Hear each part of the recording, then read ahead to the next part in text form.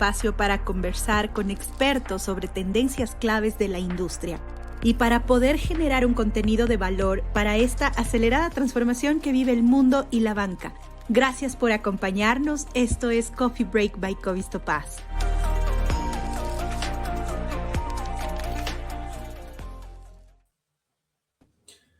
Muy buenas tardes con todos. Qué gusto poder estar hoy compartiendo panel con un invitado, creo yo, de lujo, con quien vamos a compartir una serie de anécdotas y perspectivas sobre las claves de expansión y resiliencia del mercado financiero en América Latina.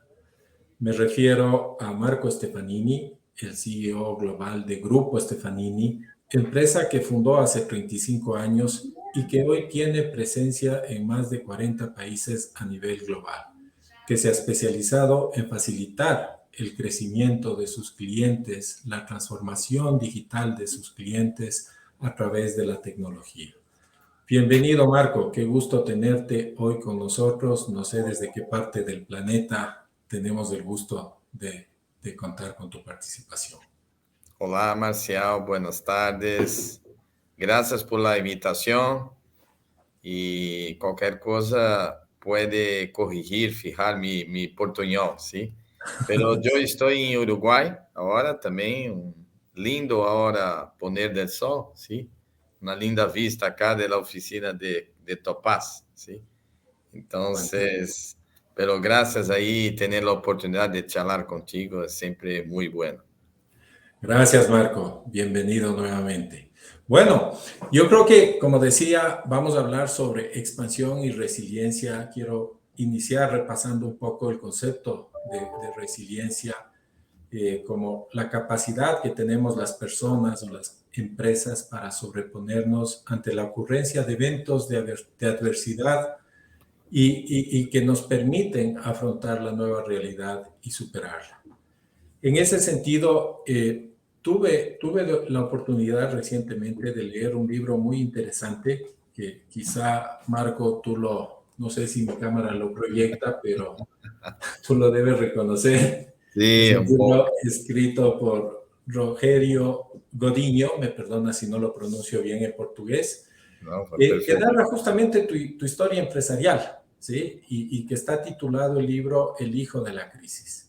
En este libro se describe cómo fue que una serie de sucesos cargados de adversidad marcan y propician el inicio de una exitosa carrera empresarial como la que has desarrollado a lo largo de los últimos 35 años desde que fundaste el Grupo Stefanini. Quisiera entonces iniciar la conversación pidiéndote nos compartas cuáles fueron los aspectos clave de tu personalidad. Ejemplo, liderazgo, espíritu emprendedor, resiliencia, que te ayudaron a superar los diferentes eventos de adversidad que has tenido que afrontar. ¿Cuáles de ellos crees que Marco ya los traía de paquete y cuáles crees que tuviste que desarrollarlos o aprenderlos? Adelante, Marco. Ok, gracias por su pregunta, Marcial. Eu penso que sempre é processo de aprendizagem, né? Eu creio muito que liderazgo é sempre um processo que vai se aprendendo, sim? Em meu caso, nós como Latinoamérica sempre vivimos em muitas crises, né? Por um lado, obviamente, não é bueno porque sofrimos mais, há uma série de situações que poderíamos ter países melhores. Por outro lado, também é um ambiente muito interessante para construir pessoas líderes com resiliência, né? Porque resiliência se constrói com dificuldade, sim? Então, a partir do momento que temos dificuldades, obviamente, temos que lutar e aprender com os problemas e, obviamente, crescer profissionalmente e personalmente. Então, em termos de características, eu penso que, claro, por exemplo, acá, determinação, perseverança, sim, é ponto muito importante, né? Ter humildade para sempre estar ouvindo para sempre procurar aprender, ¿sí? Com todos os problemas, porque muitas vezes nós, a grande maioria, não temos êxito, né?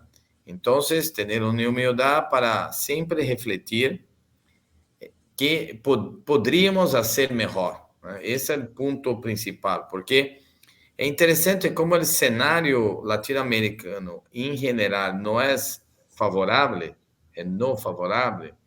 Nós temos sempre um argumento forte, não consegui por isto, ou por aquilo, ou porque sempre há um problema que, de fundo, não nos ajudou. Pero, por outro lado, sempre refletir, mesmo em este cenário adverso, como poderia ser melhor, sim? Mesmo em cenário. Esta é um pouco a reflexão, ¿no? Então, eu penso que sempre na vida, ter este tipo de humildade para refletir e também para ouvir, sim? Ouvir mercado, ouvir equipo, ouvir partners. Sim, há tantas pessoas com tanto conhecimento que sempre estão nos ensinando. E é claro também, obviamente, nós também podemos passar conocimiento para los otros. Muchas gracias, Marco. Muy interesante esa perspectiva, sobre todo tu reflexión sobre la humildad que debe contar una persona para superar este tipo de eventos, ¿no? Y en esa misma línea quisiera de pronto preguntarte y pedirte que compartas con nosotros aquella crisis o evento de adversidad más relevante en tu vida. ¿Cómo marcó tu vida? ¿Cuáles son las enseñanzas o recomendaciones que podrías darnos a la hora de afrontar una crisis o un momento difícil? Sí, como já falei, já passei por muitas crises, sim? Há dois tipos, vamos chamar de momentos de cambios muito fortes, sim? Crises econômicas e políticas, por um lado, e cambios de tecnologia, por outro, sim? Então, esses cambios de tecnologia, basicamente, Stefanini, o grupo está talvez na quinta ola, porque começamos por mainframes, depois fomos para a parte de arquitetura barra, os microcomputadores e tudo, depois foi internet, depois foi a fase de ERP, SAP e todos, que houve um impacto muito grande para quem desenvolvia software sob medida. E, por último, agora, que é a mais forte, a transformação digital, sim? Este é, por um lado, que chamamos de, em termos de tecnologia, em geral, exceto a hora da transformação digital, que é um câmbio de tecnologia e junto com câmbio de modelo de negócio, ok? Por outro lado, são as crises econômicas e políticas que também impactam muito forte e se soma a outra parte. Então, passei por várias, né? Uma foi agora, a pandemia, que saímos muito bem, né? Nos últimos 3 anos, foi fantástico. Tivemos uma outra crise muito forte global, 2008 e 2009, que também foram anos que aproveitamos para dobrar a empresa, praticamente, quase dobrar em 2 anos. Então, percebe que normalmente podemos depois falar, ou explicar mais, pero nesse momento são oportunidades de enfrentar ameaças e às vezes crescer aún mais, sim? Pero a grande crise para mim, a mais forte, foi em 1990, sim, em Brasil, quando um novo presidente, Collor, tive a feliz, fantástica ideia, sim, de quando entrou no governo, de sacar toda a plata de todos os brasileiros, sim? Deixou uma pequena quantia, uma quantidade de plata para empresas e para pessoas físicas, e se tu tinha plata, por exemplo, no banco para uma pensão ou para um seguro, ou tudo, estava tudo cerrado. Então, houve um impacto enorme, por um lado, porque não tinha plata para pagar, nossa empresa era muito pequenita naquela época, havia esse impacto, porém foi um impacto devastador na economia. Imagina uma loucura desta, sim? E, neste caso, nós, além de não ter plata no banco, Nuestro negocio era um negócio muito sazonal, porque era treinamento, basicamente. ¿Sí? En treinamento tinha uma margem bruta muito alta, ¿sí? Era um negócio muito profitable, pero muito sazonal. Então, quando tem crise, qual é a primeira coisa que se corta? Tem treinamento. Eu tinha, na época, 31 cursos programados para empresas, era sempre para empresas de mainframe. Quedou solo um de 31 e que recebi apenas 120 dias depois. Sim? Quais são lições aprendidas naquela época, naquela crise? Há outras que aprendemos muito mais, sim? Pero primeira coisa é que temos que ter ingressos recorrentes. Essa é a primeira. Porque é isto que nos ajuda muito nas próximas crises, porque se temos ingressos recorrentes como negócio, sim, podemos suportar qualquer grande desvio, um impacto muito forte e muito rápido, que se passou em outras crises depois. Então, essa é uma lição aprendida. Outra que aprendi depois de anos, foi em 95, foi quando nós tínhamos basicamente 2 grandes bancos que trabalhamos em desenvolvimento, na grande transformação em aquela época, para sair do mainframe, com um grande provedor de tecnologia. Sim? E por um espaço de 6 meses apenas, solamente, os 2 grandes bancos se quebraram em Brasil. Sim? Então, perdemos mais ou menos 40% de nossos ingressos em 6 meses. Sim? Então, também é outro, né? Dividir, não ter uma concentração muito grande de plata, sim? Em apenas solamente um cliente ou solamente um negócio. Também se permite, assim, ter mais flexibilidade para enfrentar grandes câmbios e tudo. Então, pero há outros, pero já têm uma ideia. Okay. Gracias, Marco, muy interesante. Y bueno, hemos hablado un poco de estos factores de tu personalidad y de los aprendizajes que has tenido a lo largo de estas crisis y transportándonos hoy al ámbito empresarial, donde es claro que, digamos, la resiliencia, como tú bien lo has mencionado, juega un rol muy importante para permanecer y crecer en el mercado. Mi pregunta va ahora asociada a lo que es la industria financiera, tanto de Brasil como de Latinoamérica hispanohablante, donde varias veces hemos estado sujetos a eventos de crisis detonados por aspectos económicos, políticos, sociales y de salubridad, como bien mencionabas hace un momento, COVID. Y remontándonos a este último evento de pandemia de COVID, ¿cuáles crees tú que fueron los aspectos clave que esta industria tuvo que enfocar en sus planes de contingencia para afrontar esta potencial crisis que se venía? Y cómo la tecnología y las empresas de Grupo Stefanini acompañaron a esta industria para dar respuesta a la inminente crisis. Gracias. Vamos lá. Primeiro, vamos falar em todo a economia, depois falamos sobre banca, ok? Então, a verdade é que o mercado corporativo sempre é muito conservador, né? Então, enquanto B2C, que é a parte de pessoas, economia de movimento de transformação digital foi mais forte, sim? 10 anos atrás e tudo. O mercado corporativo, de certa maneira, estava um pouco ao lado dessa grande transformação e lhe gostava muito conhecer, aprender, mas não tomava decisões e não avançava. A partir de 2018, mais ou menos, 2019, começou já a comprar um pouco mais, mas com certeza em 2020, com a pandemia, que se explodiu. Então, fizeram coisas em 3 meses ou 6 meses que deveriam ser em 3 anos ou 5 anos, o ritmo, o passo anterior. Sim? Então, isso é um pouco a economia como um todo e temos vários casos de várias indústrias. Basicamente de banca, ¿sí? Ocorreu mais ou menos o mesmo, pero com algumas diferenças, né?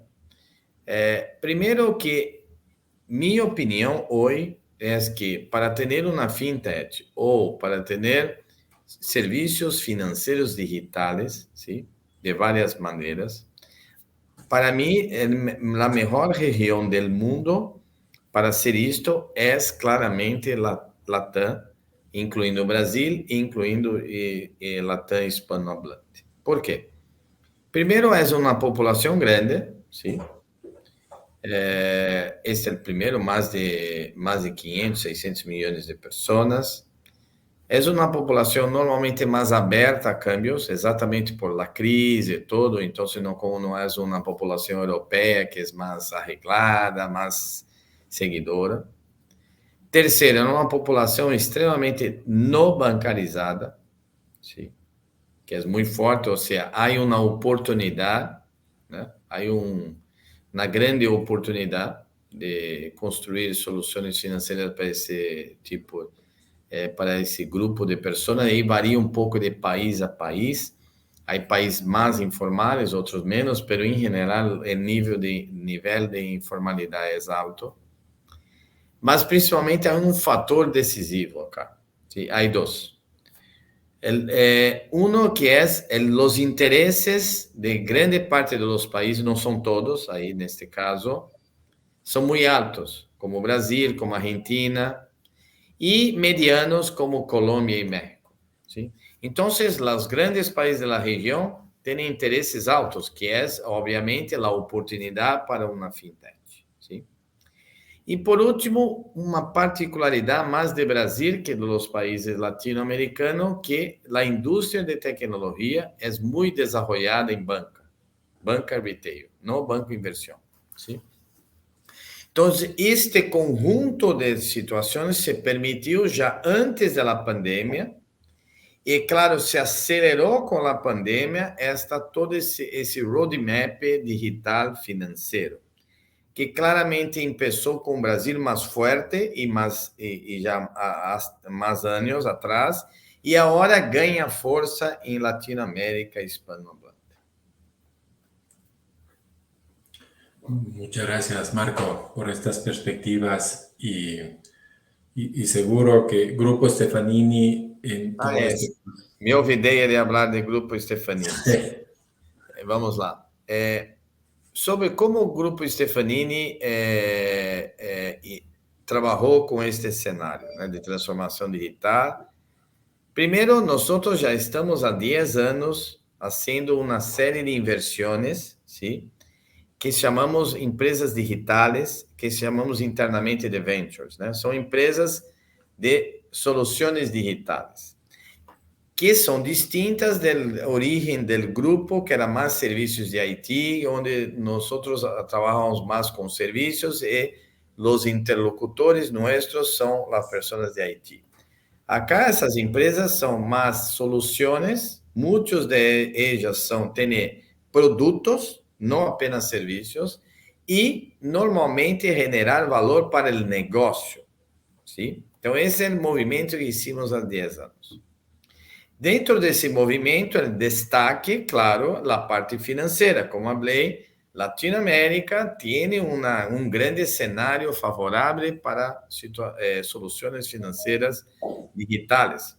Então, nós hicimos uma inversão há 10, 12 anos atrás, que foi Topaz, que está cá em Uruguai, que eu estou cá por coincidência, hoje, e depois hicimos uma série de inversões que se complementou uma grande plataforma completa, não apenas de core bancário, como várias outras soluções financeiras, como online fraud detection, como onboard digital, como canais digitais, como tesouraria, como Pix, que agora estão falando.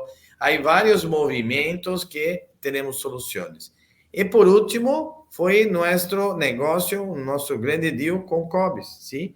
Que nos complementou muito, tem uma base fantástica de Cobis em termos de clientes, em regiões que não estamos tão bem posicionados, e principalmente nos traz um grande equipo, sim? E que eles praticamente dobrou o número de pessoas na empresa. Então, este é um pouco o movimento que a empresa hizo de uma empresa de serviço para empresa de soluções, combinando produto e serviços, que é isto que o cliente quer, a combinação de los dois. Outro, trayendo mais valor agregado e se aproximando de los clientes, pero manteniendo nuestro ADN de sempre servir ao cliente muito customer-centric, que isso às vezes é mais típico em empresas de serviços que em empresas de produto. Então, este é um pouco o grande movimento que nós hacemos, não somente a parte financeira, mas a parte financeira foi a principal. Muchas gracias, Marco. Muy interesante y enriquecedora tu historia. Hemos hablado hasta ahora de resiliencia, de crisis, de aspectos clave que han acompañado a Marco Stefanini, cómo estos aspectos clave podrían apalancar a la industria financiera para tener más resiliencia. Hablemos ahora de crecimiento, que es la otra parte del tema que teníamos para hoy. Y me retomo nuevamente al libro El hijo de la crisis, donde narra también la historia de cómo Grupo Stefanini ha logrado el crecimiento que ha tenido, para convertirse hoy, creo yo, en uno de los principales actores a nivel global en el ámbito de tecnología. ¿Podrías compartirnos rápidamente esa historia de crecimiento que has tenido? ¿Cuáles crees tú que han sido los factores clave de éxito para alcanzar ese crecimiento? Si hubieron fracasos en el camino, muy interesados en escucharlos también. Así que adelante, Marco. Muchas gracias. Todo camino tiene muchos fracasos, ¿eh? ¿Sí? Es importante como cualquier emprendedor tener más éxito que fracaso, pero va a tener muchos fracasos, ¿eh? Pero es importante acá un primer punto, ¿no? Siempre nosotros desarrollamos un mindset de crecimiento. Entonces, tú sabes, sí, Marcial, ya está conviviendo con nosotros, viviendo con nosotros un año, ¿sí? No hay otro camino. El camino único es crecer, ¿sí? Crecer de manera sustentable o sostenible. Sostenible, ¿sí? Este es el primero. Pues no crecer con su propio soporte financiero, con tener ganancias para soportar el crecimiento. Entonces, ese es el primero, el mindset de crecer, ¿sí? Independiente si tiene crisis o no. Entonces, si tiene crisis, tiene algunas características de mercado. Si el mercado está bueno, tiene otras características, pero los dos tienen oportunidades. Entonces, ese es el primero. El segundo, tener un negocio de ingresos recurrentes, como ya hablé a ti, que es más seguro. Tercero, ser una empresa muy estable, muy sólida financieramente. Eso fue muy importante, ¿sí? Porque así siempre podemos nos concentrar en el negocio, en el cliente, y no, a veces, cuando los intereses suben mucho, como ahora. Tú sabes que grandes competidores gigantes de soluciones financieras ya están poniendo parte de sus empresas a venta. ¿Por qué? Porque la verdad están estrangulados por los intereses que no son tan altos para mi modelo, pero claro, en su modelo de negocio no se paga. Entonces, esa solidez financiera es muy importante, que nos permitió, incluyendo, hacer una serie de inversiones en el Grupo Topaz, incluyendo Cobes, mesmo durante a pandemia, ¿sí? Entonces, este es un punto importante, ¿sí?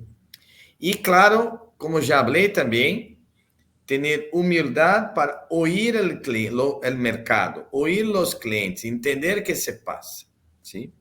Entonces, otra característica también es ser muy hands-on, ¿sí? Estar muy cercano del equipo, del front, ¿no?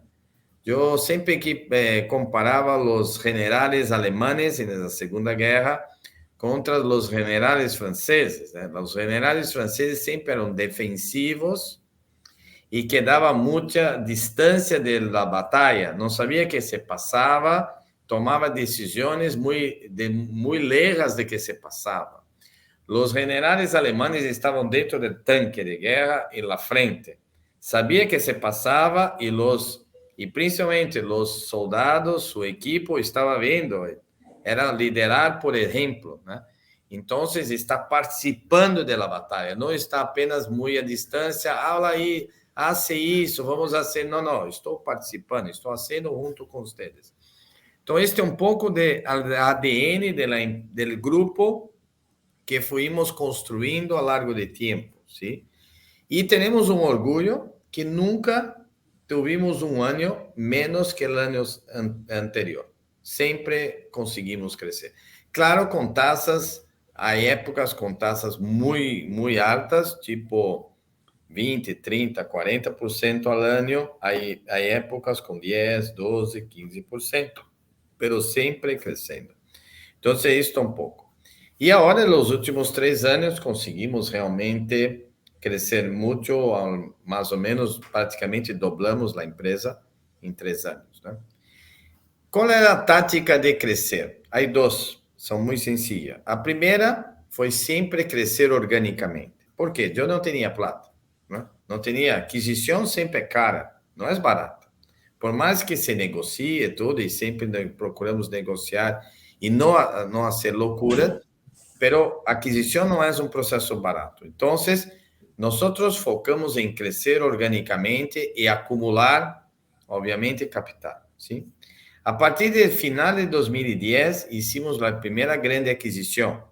Entonces, a partir, básicamente, de 2011 hasta hoy, nos gusta la combinación de adquisiciones, ¿sí?, más crecimiento orgánico. Por crecimiento orgánico oferece más oportunidade ao equipo e também agrega mais valor aos acionistas, sim, aos shareholders, e complementamos com aquisição, pero não aquisição porque às vezes hace aquisição só para sumar e para falar que não consegue crescer, então hace aquisição. Não.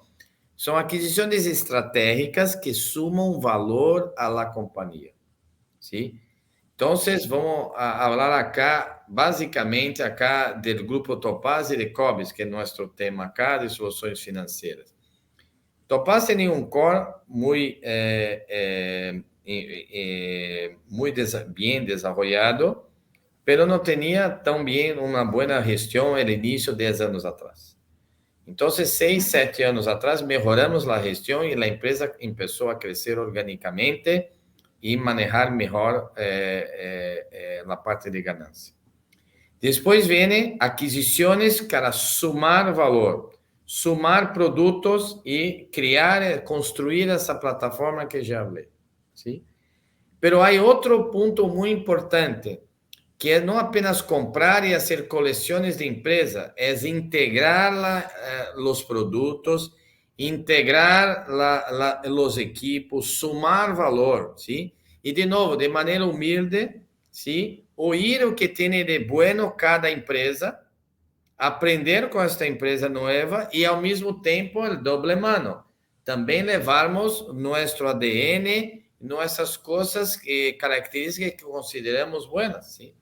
Se pensar ahora em um ano, né, com Cobis, estamos sumando gradativamente, sim, de maneira respeitosa, respeitando a cultura de outro, pero ao mesmo tempo, o outro lado, respeitando que queremos incrementar e também melhorar. Então, este é um pouco o modelo que hacemos. Entregamos produtos, servicios, equipos, experiencias, ¿sí? Entonces, por ejemplo, tenemos una área que es Capital Market, que es la parte de tesorería. Tenemos 2 empresas que nosotros fundimos las 2 empresas. Una tenía un core de la parte de Capital Market mejor, la otra tenía mucho más funcionalidades y mucho más clientes. Ahora juntamos y es una empresa mucho más poderosa. Entonces, este tipo de coisa exige muito trabalho, muito hands-on. Não é apenas estratégico, pero tu sabes que é importante ter uma boa estratégia, mas é mais importante executá-la bem. E executar toma tempo, muito trabalho e não é fácil. Wow, increíble,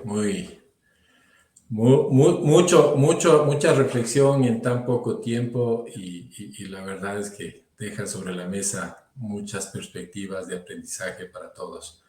Y un poco repasando todos estos factores que tú los has aplicado como clave para el éxito del crecimiento de tu negocio, ¿tú crees que todos o algunos en particular podrían ser también aplicables para la industria financiera como tal, que está buscando este momento crecer en un entorno en el que, como bien decías hace un momento, las fintechs empiezan a entrar, nuevos jugadores empiezan a entrar en el mercado?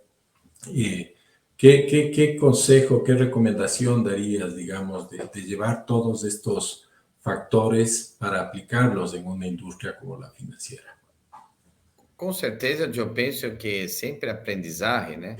O processo de aprendizagem não é apenas só com nós outros, né? Temos que mirar o que os outros estão fazendo de bueno e no malo para aprender mais rápido, né? Porque podemos evitar sofrimentos, né? Então, acá em la indústria fintech, principalmente Latam hispanohablante, há muitas lições interessantes, né? Principalmente porque está arrancando agora, depois que, de certa maneira, há câmbio de humor, ¿sí? De inversionistas por os interesses e todo. Então, minha opinião é que se pode começar de maneira mais sustentável, ¿sí? Sostenida, e trabalhar de maneira já numa fase seguinte. Então, vamos a alguns exemplos, ¿sí? Primeiro, claramente, os inversionistas empurravam os empreendedores para KPIs apenas de número, por exemplo, de clientes. Uma coisa muito básica.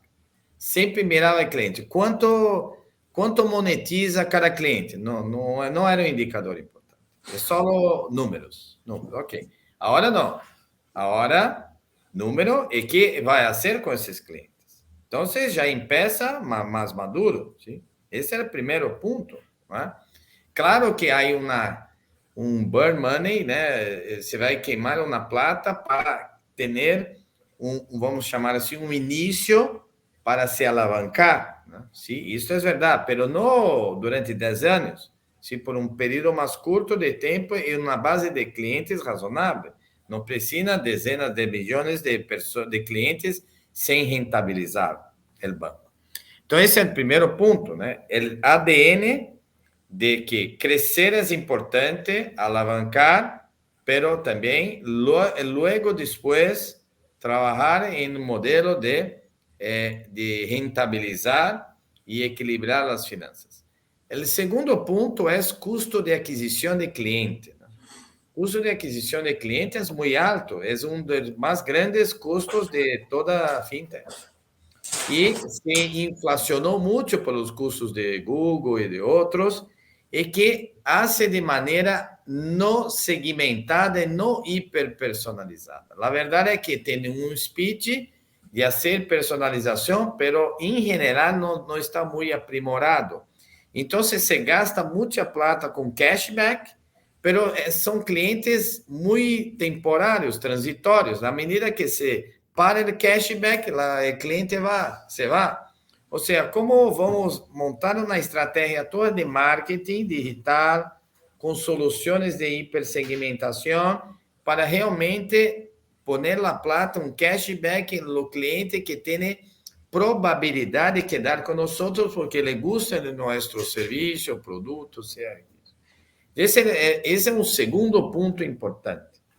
O terceiro ponto importante é a questão de quanto e como vai invertir em tecnologia, porque começou certo mito que considero incorreto, de algumas, não são todas, querer construir tudo internamente. Isso é um custo absurdo, sim? Então, há algumas fintechs que queriam construir um core. Imagina-te um core. É a mesma coisa que uma empresa, uma indústria, vai querer construir um payroll ou um receivable. Não tem sentido, né? Poner 100 pessoas para construir algo que é commodity, ¿sí? Então, este é um pouco como saber poner a plata corretamente e como construir adequadamente seus sistemas, que há certos sistemas como, às vezes, canais digitais, algumas coisas que querem ser muito personalizado, pode construir internamente, pero combinar com uma série de paquetes e produtos para acelerar sua expansão em um time to market muito mais pequeno e com muito menos custo, porque desenvolver um sistema não é só o custo de desenvolver, é custo de mantê-lo. Então, em geral, em 10, 15 anos, se custa às vezes 4, 5 vezes mais em mantenimento que o próprio desenvolvimento. E muitas dessas fintechs, ou mesmo startups, se criticavam os grandes incumbentes que têm muito legado, sim? Legado de sistemas e tudo. Mas se tu desenvolve tudo internamente, em 5 anos vai ter um grande legado mais grande que os grandes bancos. Então, este é um pouco de... E como, claro, uma fintech, uma empresa startup, são, no fundo, empresas baseadas em tecnologia, depende de sua estratégia, sua arquitetura como vai construir, você pode construir uma empresa mais ou menos exitosa. Então, são 3 exemplos muito práticos que se pode pensar e utilizar a própria reflexão do mercado, da experiência do mercado, e não repetir os erros do mercado. Perfecto, muchísimas gracias, Marco. Y quiero y prometo una última pregunta para no excedernos del tiempo que teníamos agendado, pero sí quiero conectar un poco lo que acabas de comentar de estos aspectos claves de cómo pueden llevarse a la industria financiera. Y has mencionado que la tecnología, la inversión en tecnología justamente es uno de ellos. Ahora, comentabas también en otro momento que la creación de Grupo Topaz ocurrió ya hace algunos años, seguramente no con esa visión de vamos a construir el Grupo Topaz, sino con la compra de una compañía de tecnología que era Topaz. Pero sí quisiera de alguna manera que nos compartas 2 cosas al respecto de esto. La una es, ¿qué es lo que te motivó a crear una vertical dentro de Grupo Stefanini 100% enfocada en la industria financiera, como es Grupo Topaz? ¿Y cuáles crees tú que son los diferenciadores que tiene Grupo Topaz para servir y apoyar a la industria financiera en sus retos de crecimiento? Primeiro que Stefanini, o Grupo Stefanini, tem uma história sempre muito forte com banca, esses produtos financeiros. Trabalhamos há 35 anos com banca, sim? E dentro do grupo sempre a indústria financeira é a mais grande indústria dentro do nosso segmento, sim? Tipo 30%, 40% de todos os ingressos veniam do setor financeiro, ok? Então, temos uma experiência muito larga. O segundo que queríamos também fazer este mix e trazer produtos para complementar nossa oferta, porque há muitos bancos, principalmente medianos e pequenos bancos, que muitas vezes serviços desenvolver, mesmo terceirizado, é caro. Então, tinha que ter produto. Então, é mais ou menos por isso que nós entramos ou seguimos esse caminho, sim? Por outro lado, acá, a ideia é que nós entendemos que Topaz agrega valor. ¿Sí? Primeiro, esse conceito que sempre, tu sabes, Marcial, Jorge sempre le gusta de falar sobre o conceito de plataforma, né? Juntos somos mais fortes, né? Os clientes querem, quanto mais integrados, não querem juntar as peças de Lego, quanto mais poder ser integrado, melhor, ¿sí? Mesmo que se vende por partes, não há problema, mas estão integrados se querem. Então, esse conceito de plataforma claramente se confirmou uma tese de êxito. O segundo é a combinação de ter produto e serviço, entregar como um combo, um bundle, ¿sí?